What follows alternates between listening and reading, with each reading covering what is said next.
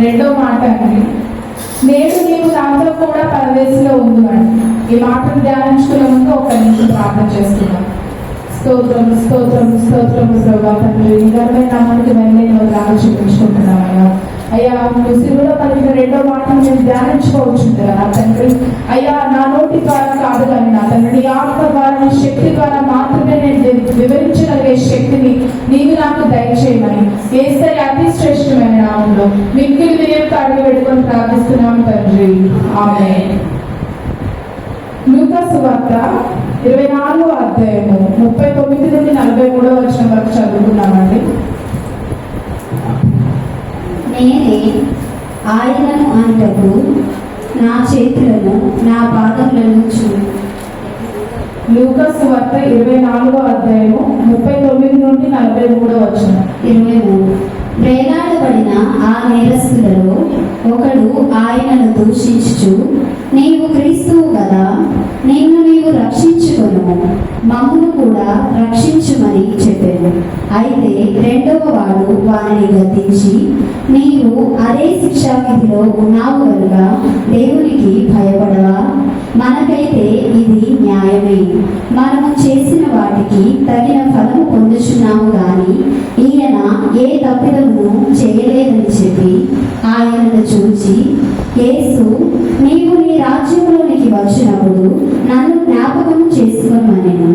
అందుకు ఆయన వానితో, నేడు నీవు నాతో కూడా పరదేశంలో ఉండువని నిశ్చయముగా నీతో చెప్పుచున్నానెను. అందుకు ఆయన ఏమన్నాడంటే, నేడు నీవు నాతో కూడా పరదేశంలో ఉండువని నీతో నిశ్చయముగా చెప్పుచున్నానని. ఆ కాలంలో రోమ రాజ్యంలో ఎవరు ఏ తప్పు చేసినా శిక్ష మార్గం ఏంటంటే శిలువ శిక్ష మార్గం అండి. దేశద్రోహం చేసిన, దొంగతనం చేసిన, మరి ఇతరుల్ని హింసించిన, దూషించిన, ఏం చేసినా శిక్ష మార్గం శిలువ మార్గం మాత్రమే. మరి దొంగలకైతే అది న్యాయమే. శిలువ శిక్ష అనేది దొంగలకి న్యాయమే కదా. ఎందుకు? వారు మొదటి నుండి దొంగతనాలు చేస్తున్నవారు కాబట్టి. అవునా? ఆ మొదటి దొంగ పేరు ఎవరైతే అతన్ని దూషించిన అతని పేరు డమస్కస్ అంటారు. ఆయన రోమా రాజ్యంలో ఎప్పటి నుండో దొంగతనాలు చేస్తున్నాడంట. ఎప్పుడు యేసుక్రీస్తు ప్రభు వారు యవ్వన కాలంలో ఉన్నప్పుడు మరియా యేసోపు వారు అక్కడ రొట్టె ద్రాక్షరసం అయిపోయిందని ఒక విందులో చెప్పినప్పుడు ఆయన ఒక ద్రాక్షరసాన్ని ఇస్తారు కదా అక్కడ ఉన్న వారందరికీ. ఆ విందులో ఉన్న వారందరికీ మరి ద్రాక్షరసం చేసి పంచించిన టైంలో కూడా ఆ డమస్కస్ అనే దొంగ అక్కడ ఉన్న యేసుక్రీస్తు ప్రభు వారి తల్లిదండ్రుల దగ్గర కూడా దొంగతనం చేసిన వ్యక్తి అంట ఆయన. మీకు అందరికీ తెలుసా? ఇది చరిత్రలో ఒకనొక ఛానల్ నేను చూసాను. చరిత్ర గురించి చెప్తున్న ఒక ఛానల్లో నేను ఈ స్టోరీ విన్నాను అనమాట. ఆ రాజు పేరు, ఆ దొంగ పేరు డమస్కస్. సో మరి ఆ దొంగకది న్యాయం. రెండో దొంగ గురించి రాయబడలేదు కానీ అతను కూడా ఒక దొంగ. ఇద్దరు ఇంపర్ఫెక్ట్ మ్యాన్స్ మధ్యలో ఒక పర్ఫెక్ట్ పర్సన్ ఉన్నాడండి ఆ సిలువలో. ఎంత అన్యాయం అండి, అవును కదా?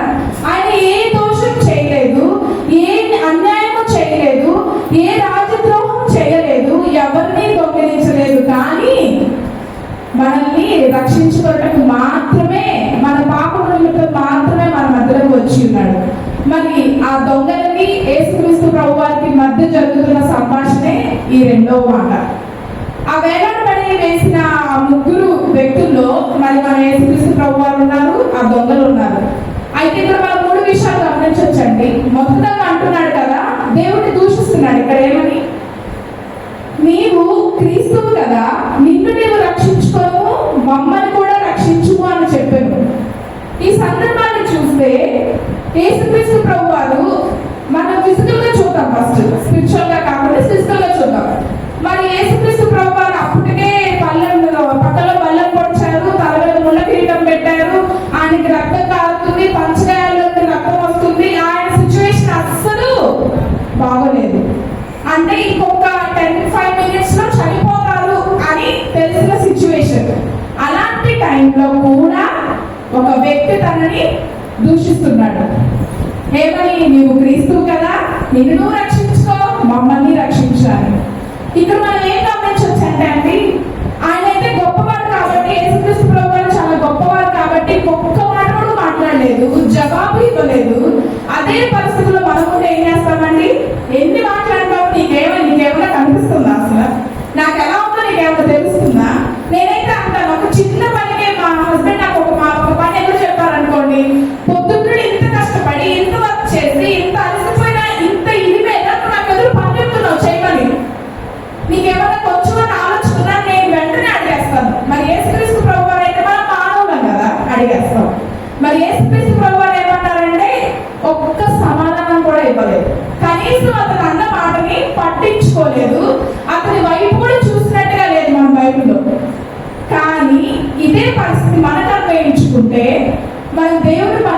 వచ్చినప్పుడు, దేవుని సేవలకు వచ్చినప్పుడు లోకులు మనల్ని ఎంతగానో నిందిస్తారు, ఎంతగానో దూషణ చేస్తారు మనల్ని. ఆమె స్టేజ్ మీదకి ఎక్కి వాక్యం చెప్తుంది, మరి అతను స్టేజ్ మీదకి ఎక్కి వాక్యం చెప్తాడు, తను చేసే పనులు ఇలా ఉంటారా, ఎంతగానో మనల్ని దూషణ చేస్తారు. కానీ మనం అవేమి పట్టించుకోకూడదు. ఇక్కడ యేసుక్రీస్తు ప్రభువు ఏం చేశారు? ఆయన్ని లక్ష్య పెట్టలేదు, ఆయన్ని పట్టించుకోలేదు, తనని చెవి మొర కూడా ఆలకించలేదు. ఇది మొదటి చేసిన పని. కానీ అదే విధంగా రెండో విషయం చూస్తే, రెండో గంట ఏమంటున్నాడంటే, ఇక్కడ చూస్తే మనకైతే ఇది న్యాయమే, మనం చేసిన వాటికి తగిన ఫలం పొందుచున్నాము, కానీ ఈయన ఏ తప్పిదం చేయలేదని చెప్పి ఆయనను చూసి, యేసు నీవు నీ రాజ్యంలోనికి వచ్చినప్పుడు నన్ను జ్ఞాపకం చేసుకోను అని. ఇక్కడ రెండవ దశలో మనం ఏం చూస్తున్నామండి? మనస్తాపం, పశ్చాత్తాపం చూస్తున్నాం. ఆయనకి ఇది న్యాయమే, నీకు ఇది న్యాయమే, నువ్వు చేసిన దానికి ఇదంతా న్యాయమే, కానీ ఆయనకి ఇది తగదు. మనం ఇవన్నీ చేశాం కాబట్టి మనకి శిక్ష వచ్చింది, కానీ ఆయనకి ఇది తగదు. ఆయనని చూసిన వెంటనే రెండవ దశ ఏమనిపించింది? నీ రాజ్యంలో నువ్వు ప్రవేశించినప్పుడు నన్ను జ్ఞాపకం చేసుకోమన్నాడు. మొదటి దొంగకి దేవుడు ఎలాంటి రిప్లై ఇవ్వలేదు, సమాధానం ఇవ్వలేదు. ఎప్పుడైతే దేవుడు రెండవ దొంగని చూసి నీ రాజ్యంలో చూసినప్పుడు నన్ను జ్ఞాపకం చేసుకోమని చెప్పాడు, దేవుడు అతని మీద జాలి చూపిస్తున్నాడు. అవునా? చూపించాడా? దేవుడు జాలి చూపించి ఏం చేశాడు? నేను నీవు నాతో కూడా పరదేశంలో ఉండు అని నిశ్చయముగా చెప్పాడు. నిశ్చయముగా అంటే మీనింగ్ ఏంటండి? ఖచ్చితంగా. ఇంకా భరోసా అన్నమాట. ఒక పిల్లకి తల్లి దగ్గర ఎలాంటి భరోసా ఉంటుంది? అమ్మ మా తల్లి నాకు చేస్తుంది, నా తండ్రి నాకు ఇస్తాడు అన్నంత భరోసాలో అక్కడ రెండవ దొంగకి దేవుడు ఏమి ఇచ్చాడు? భరోసా ఇచ్చాడు. కానీ ఫస్ట్ దొంగకి రిప్లై ఇచ్చాడా? ఇవ్వలేదు. రెండవ దొంగకి ఏమి ఇచ్చాడు? రక్షణ. వెంటనే రిప్లై ఇచ్చాడు. ఈ సిచ్యువేషన్ చూస్తే మనకేమనిపిస్తుంది అంటే, ఈ సిచ్యువేషన్ లో కూడా దేవుడు అదే పరిస్థితుల్లో అదే రక్తం కారుతూ అంతే అలసిపోయిన ఇదిలో ఉండి అతనికి రక్షణ దయచేశాడు. అవునా? చివరి నిమిషంలో కూడా ఒక ఆత్మని తను వదిలివేయడానికి ఇష్టపడలేదు. మరి ఒక్క నిమిషంలో కన్ను మూస్తే చనిపోతామని ఇద్దరికీ తెలుసు, యేసుక్రీస్తు ప్రభువుకి తెలుసు, అక్కడున్న దొంగలకి తెలుసు. కానీ కన్ను మూసే క్షణంలో కూడా దేవుడు ఏం చేశాడండి? ఆత్మని రక్షించాడు. అవునా? ఇక్కడ అందరూ గొప్పతనం చెప్తారేమో, కానీ నేనైతే యేసుక్రీస్తు ప్రభువు గొప్పతనం చెప్తానండి. ఏంటంటే, కన్ను మూసే క్షణంలో ఈ ఆత్మ రక్షించబడదేమో, పాతాళాన్ని కొనుక్కోబడదేమో, ఆ నిమిషంలో కూడా ఆ ఆత్మను రక్షించాలని దేవుడు ఏం చేశాడు? వెంటనే తనకు ఓపిక లేకపోయినా, తను ఏ కార్యం చేయలేని పరిస్థితుల్లో ఉన్నా వితిన్ సెకండ్స్ జవాబు ఇచ్చేసాడా లేదా? నేను నీవు నాతో కూడా పరదేశంలో ఉండు అని భరోసా తనకి ఇచ్చాడు. దీని నుండి మనం ఏం నేర్చుకోవచ్చు అంటే, మనం ఎలాంటి పరిస్థితుల్లో ఉన్నా, మనం ఎంతటి ఇబ్బందుల్లో ఉన్నా, మనకి మనం ఏమి చేయలేని పరిస్థితుల్లో ఉన్నా కానీ నీ మాటలు విని ఆదరణ వాళ్ళు నీ చుట్టూ ఎంతో మంది ఉంటారు. వారికి నువ్వు ఆదరణ ఇచ్చేదాకా ఉండాలి, ఆదరణ ఇచ్చేవారిలాగా ఉండాలి. వారు నువ్వు చెప్పే మాటలు బట్టి ఏమో వాళ్ళు సూసైడ్ చేసుకునే ఆలోచనలో ఉంటున్నారేమో, నువ్వు చెప్పే మాటలు బట్టి వాళ్ళ ఆలోచనలు వాళ్ళు బయటకు రావచ్చేమో కదా. సో ఇలాంటివి కన్ను మూసే సమయంలో దేవుడు ఎట్టి రీతిగా ఒక ఆత్మను రక్షించాడో అట్టి రీతిగా మనం కూడా ఆత్మను రక్షించాలని దేవుడు కోరుకుంటున్నాడు. ఈ రోజున ఎంతమంది మనం ఒక ఆత్మను రక్షించడం కోసం పరిగెత్తుతున్నామండి? అన్నీ ఉన్నాయి, తినడానికి తిండి ఉంది, ఉండడానికి ఇల్లు ఉంది, చదువుకున్నాము, ఉద్యోగాలు చేస్తున్నాము, ఇక్కడున్న ప్రతి ఒక్కరు ఏదో ఒక ఉద్యోగం చేస్తున్నా ఉన్నాము, ఏదో ఒక పనిలో ఉంటున్నాము. మనందరం చక్కగా సకల సౌభాగ్యాలతో సంతోషంగా ఉండి కూడా ఏ ఒక్క ఆత్మని రక్షించే ఆలోచన మనకి లేదు. కానీ ప్రభు అయితే చివరి నిమిషంలో, కన్ను మూసే లాస్ట్ నిమిషంలో కూడా కన్ను మూసే లోపు ఒక ఆత్మను రక్షించాడు. అదే దొంగ అక్కడ నన్ను చూసి ఏసైని చూసి నన్ను నీ రాజ్యంలో జ్ఞాపకం చేసుకోమని అడగకపోయింటే ఆ కన్ను మూసిన వెంటనే ఆ దొంగ ఎక్కడుండేవాడండి? నిత్య నరకంలో, పాతాళంలో ఉండేవాడు. అవునా కాదా? ఆ పాతాళంలో పట్టుకోకుండా దేవుడు ఏం చేశాడు? రక్షణ దయచేశాడు. ఒకసారి సామెతల గ్రంథం 15వ అధ్యాయం 24వ వచనం చదువుతామండి. పాతాళ తప్పించుకొనవలెనని బుద్ధిమంతుడు పరమునకు పోవు జీవ మార్గమును నడుచుకొను. అవునండి, ఇక్కడ దొంగ చేసిన పని ఏంటి? కింద ఉన్న పాతాళమును తప్పించుకోవాలనుకున్నాడు. యేసుక్రీస్తు ప్రభువు చేసిన పని ఏంటి? పాతాళమును తప్పించుకోవాలని జీవ మార్గమును తనకి చూపించాడు. మరి ఇంకో చోట దేవుడు అంటాడు కదా, యెషయా 5:14లో పాతాళము గొప్ప ఆశ పెట్టుకొని అపరిమితముగా నోరు తెరిచి ఉన్నది, వారిలో గనులు సామాన్యులు ఘోష చేయించు హర్షించు ఉన్నవారు ఉన్నారు, వారు పడిపోవును. పాతాళకు వెళ్ళడానికి ఎంతో మంది రెడీగా ఉన్నారు, కానీ దేవుడు ఏం చేశారు? పాతాళకు పడిపోకుండా ఈరోజు నువ్వేం చేస్తున్నావు? నిత్య జీవాన్ని కోరుకుంటున్నావా? ఆయన సొంత రక్షణగా అంగీకరిస్తున్నావా? దొంగకైతే తక్షణ రక్షణ వచ్చింది. మరి మనకి ఇదే బైబిల్లో దేవుడు ఎంతో మందికి ఎన్నో సార్లుగా చెప్తాడు. ఏమని? బోధకుడా, నిత్య జీవం పొందవాలంటే నేనేమి చేయవాలని నికోదేమో వచ్చి అడుగుతాడు అనమాట. అడిగితే దేవుడు అంటాడు, ఒకడు నీటి మూలంగా కానీ ఆకు మూలంగా కానీ జన్మించితే తప్ప నా రాజ్యంలో ప్రవేశించలేడు అని చెప్తాడు. ఈ భూమి మీద పాపమును క్షమించే అధికారం ఎవరికి ఉందండి? ఒక్క దేవుడికి మాత్రమే ఉంది. మనిషి కుమారుడికి మాత్రమే ఈ భూమి మీద పాపమును క్షమించే అధికారం ఉంది. మత్తయి సువార్త 9:6 చదవండి ఒకసారి.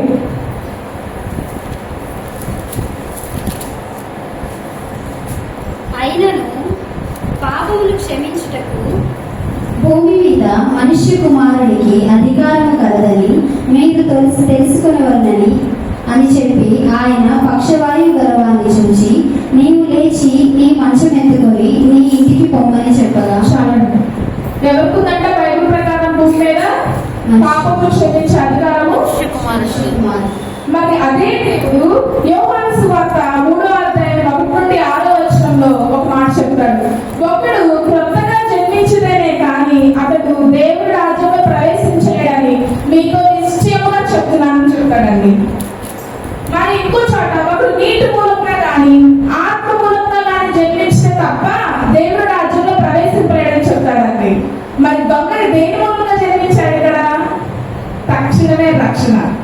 మరి ఇంకో వ్యక్తికి ఏం చెప్తాడంటే అతను గొప్ప ఆస్తిపరుడు అనమాట. అతను దేవుడి దగ్గరికి వెళ్ళి బోధకుడా నేను నిత్య జీవం పొందాలంటే ఏం చేయాలంటే పదార్థాలన్నీ అనుసరించమని చెప్తాడు. నరహత్య చేయకూడదు, వ్యభిచరించకూడదు, దొంగిలించకూడదు, నీ పొరుగు వారిని దేనికి ఆశించొద్దు, నీ పొరుగు వారిని నిన్ను వల్లే ప్రేమించాలి. ఇవన్నీ చెప్పినప్పుడు దేవుడు ఆ బోధకుడు దేవుడితో అంటాడు, నేను ఇవన్నీ ఆచరిస్తున్నానని చెప్పాడు.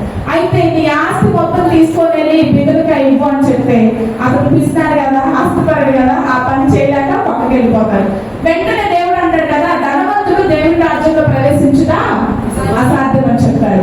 మరి ఈ దొంగకి మనం ఇక్కడ చూసినట్లయితే ఈ మొత్తం ఈ సారాంశంగా చూసినట్లయితే ఒక 4 మెయిన్ పాయింట్స్ మనం చూడాలి. ఒకటి, తక్షణమే రక్షణ దొంగకు వచ్చింది. రెండవది, నిశ్చయముగా నీవు నాతో పరదేశంలో ఉండు. ఈ నిశ్చయముగా అన్న మాట భరోసా, ఇంకా వేరే ఆలోచన లేదు. నువ్వు బాప్తిసం తీసుకుంటేనే నీకు పరలోకం వచ్చింది, లేదు నువ్వు నా ఆజ్ఞలన్నీ గైకొని నా ప్రకారం నేను చెప్పిన దాని ప్రకారం నీ భూమి మీద జీవిస్తేనే నీకు రక్షణ వచ్చింది అని ఇవన్నీ మాటలు ఒక 4-5 మాటలు చెప్పలేదు దేవుడు. ఒకటే మాట, నేడు నీవు నాతో కూడా పరదేశంలో ఉండు. ఎందుకు? దొంగ పశ్చాత్తాపడిన విషయం దేవుడికి ఆత్మలో తెలిసింది. దేవుడు వెంటనే పరదేశంలో ఉండు అని చెప్పాడు. ఇంకోటి 3 చూస్తే పరదేశంలో ఉండు అని చెప్పాడు. సో 4 చూసినట్లయితే అధికారం ఎవరికి ఉందండి? మన నిత్య జీవానికి తీసుకెళ్లే అధికారం దేవుడికి మాత్రమే కదా. మరి శిలువపై అంత వేదనలో కూడా ఒక పాపిని రక్షించే ఆలోచన ఉన్న అధికారం ఇవ్వబడిన వ్యక్తి ఒకే ఒక వ్యక్తి ఈ భూమి మీద ఎవరంటే యేసుక్రీస్తు ప్రభువు మాత్రమే. కానీ అక్కడ దొంగ అయితే ఒక్క లాస్ట్ నిమిషంలో కన్ను మూస్తే పాతాళంలో పడిపోతాడు. బట్ దేవుడిని ఎరిగాడు. యేసుక్రీస్తు ప్రభువు కన్ను మూస్తే చనిపోతాడని తెలుసు. చివరి నిమిషంలో ఒక ఆత్మని అక్కడ దేవుడు రక్షించాడు. అగ్నిలో నుండి లాగినట్లు కొన్ని ఆత్మలను రక్షించుడి అని చెప్తాడు దేవుడు. అవునా? ఉంది కదా బైబిల్లో వచ్చిన అగ్ని నుండి లాగినట్టు మీరు రక్షించండి అంటే అగ్ని నుండి ఇప్పుడు ఎవరైనా మంటలో కలుగుతారు, ఏం చేస్తారు?